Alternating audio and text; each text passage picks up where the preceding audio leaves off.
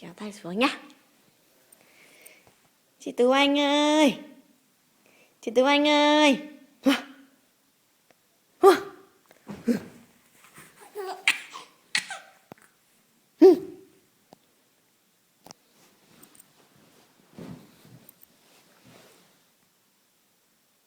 Này. Đúng chứ? Chị Tú Anh ơi. Chào Huyền ơi. Gọi chào Huyền đi. Gọi chào Huyền đi. Ủa? Chào Huyền ơi. Chào Huyền ơi. Nhìn như thế à?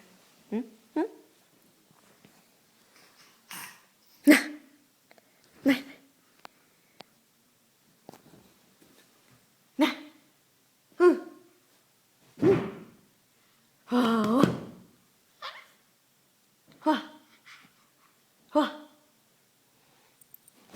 Không nổi nữa.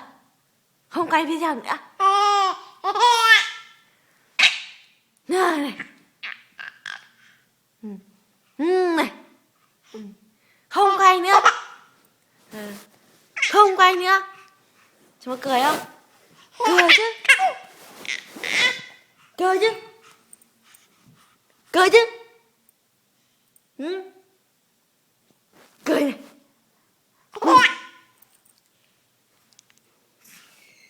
Này.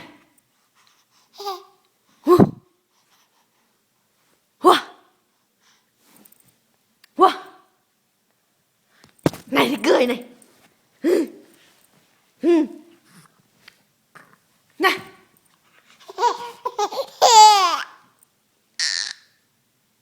Này này.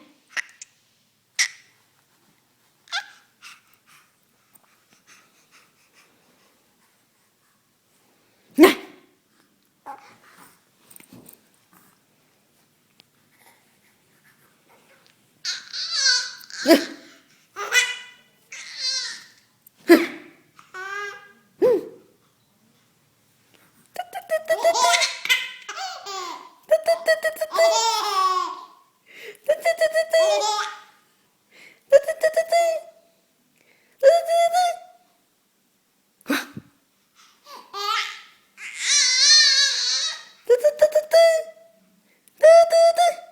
Đây mà.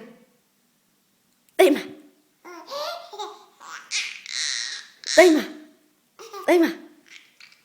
Đây mà. Đây mà. Đây mà. Đây mà. Đây này. Đây này.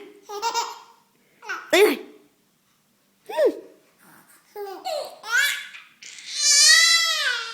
Đây này. Đáng ghét. Đáng ghét.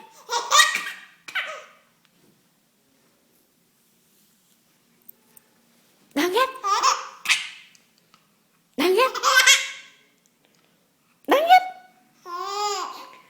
Hừ. Hừ. Mít là chị sờ gái. Mít sờ gái. Mít sờ gái. Hừ. Hừ. Hừ. Tinh tinh tinh. Tinh tinh. Tinh tinh tinh. Tinh tinh. Tinh tinh.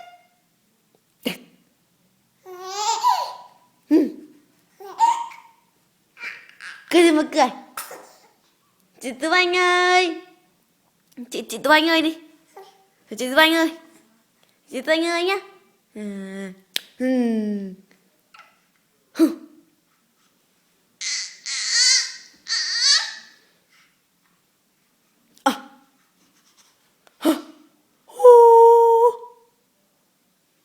Bùm.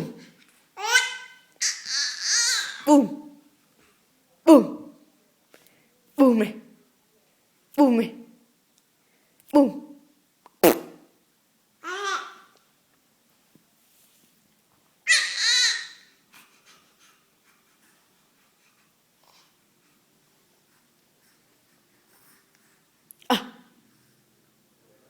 Mít. Diệp. Chị Tú Anh ơi. Chị Tú Anh ơi đi.